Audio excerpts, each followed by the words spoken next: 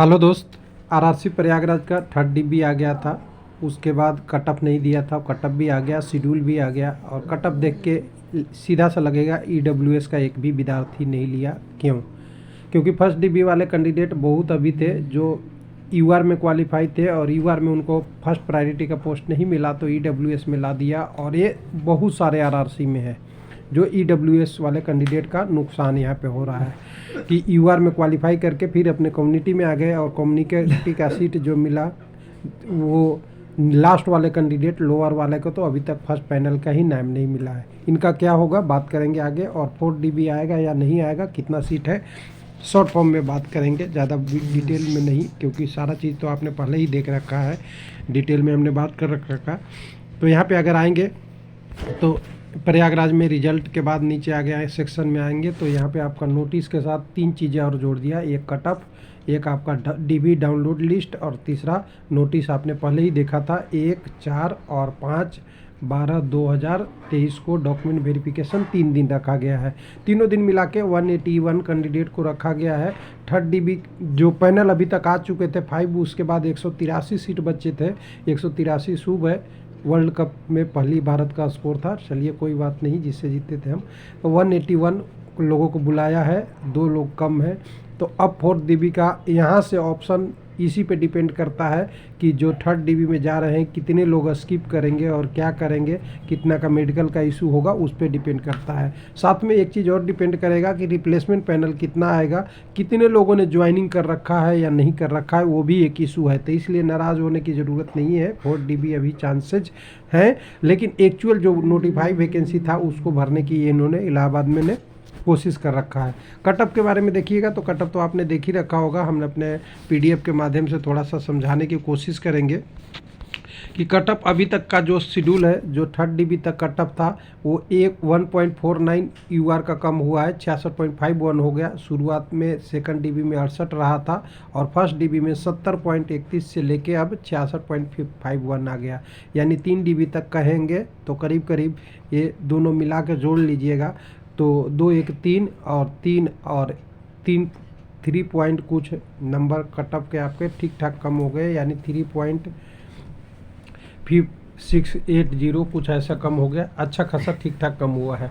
बाकी जो आपका 3.16 कम हुआ है तो इसको थोड़ा दूसरे तरीके से अगर एनालिसिस में हम देखेंगे तो अब देखिए जो थर्ड डीबी का कटअप 66.51 है और जो कैंडिडेट सीबीटी के क्वालिफाई थे यानी पीटी में जाने के लिए वो कटअप था कितने 66.49, यानी कटअप बराबर हो चुका है। तो पीटी क्वालिफाई यूआर में अब कितने होंगे, लगभग 0 के बराबर या थोड़े बहुत कैंडिडेट बचे होंगे। यानी आपको यहीं से मिल जाएगा। डाटा एनालिसिस का यही मतलब है कि आप कटअप यहाँ से देखिए कि जब 66.49 कटअप गया था सीबीटी का और अभी कटअप है 66.59, तो 0.2 के बीच में जितने कैंडिडेट होंगे या नहीं भी हो सकते हैं वही कैंडिडेट पीटी क्वालिफाई यूआर के बचे हुए हैं। अब बात कर लेते हैं दूसरा कटअप का। तो दूसरा कटअप एसी कम्युनिटी का है। एसी कम्युनिटी का कटअप 52.36 गया था। अभी यहाँ पे कटअप अभी भी 58 है, यानी आप समझ सकते हैं कि 58.13 है, यानी अभी दूसरे थर्ड डीबी में इसमें लिया भी नहीं। तो कुल मिला के कह सकते हैं अभी भी कैंडिडेट 6 नंबर के बीच में ठीक ठाक होंगे। ये तो है कटअप, यहाँ इसमें कैंडिडेट को ज़्यादा डिक्रीज नहीं हुआ है थर्ड डीबी में।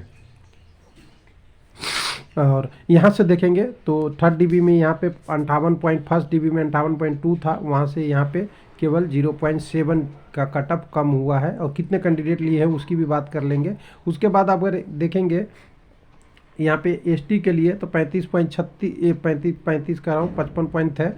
उसके बाद फर्स्ट डीबी में यहाँ कटअप जो आया था यहाँ पे 47 बढ़ गया था। उसके बाद फर्स्ट डीबी का कटअप जो पीटी के बाद आया था उसके बाद 46 और 46.63 आया है। यानी अभी तक जो कटअप खत्म हुआ है वो 0.6 का खत्म हुआ है। तो अभी और लोग हैं अभी इनमें।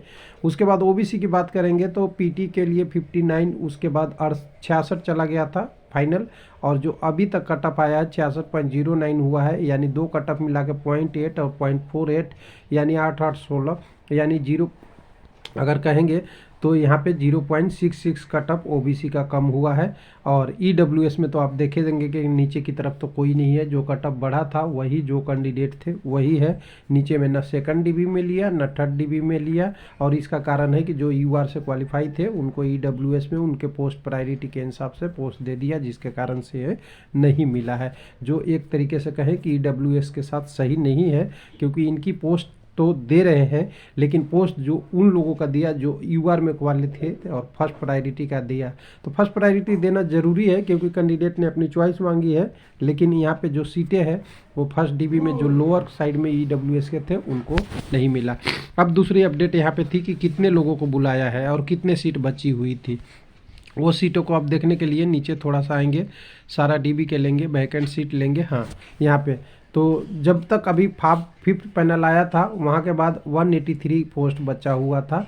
और इस बार जो लोगों को बुलाया है तो थर्ड डीबी में यूआर का 88 है, 13 कैंडिडेट एसी कम्युनिटी के हैं, एसटी के 14 हैं, 66 ओबीसी के आए हैं और 0 ईडब्ल्यूएस के हैं, 181 है। यानी अगर वैकेंसी टेबल से देखें तो मात्र 2 पोस्ट बचा हुआ है, लेकिन रिप्लेसमेंट पैनल कई लोग ज्वाइनिंग नहीं किए हैं उनके अगेंस्ट। और अभी थर्ड डीबी में जो 181 है इसमें से तो 10 20 30 लोग तो नहीं करेंगे, कई लोग मेडिकल में डीबी में जाएंगे, कई लोग का मेडिकल इशू होगा वगैरह वगैरह। तो कुल मिला के ये सीटें भी बची हुई है, रिप्लेसमेंट पे ही अब चौथा डीबी का यह भरोसा है। तो ये था पूरा डिटेल इलाहाबाद का मेरे तरफ से, और कोशिश किया है कि सारा डिटेल आपका कवर हो जाए। थैंक यू, धन्यवाद।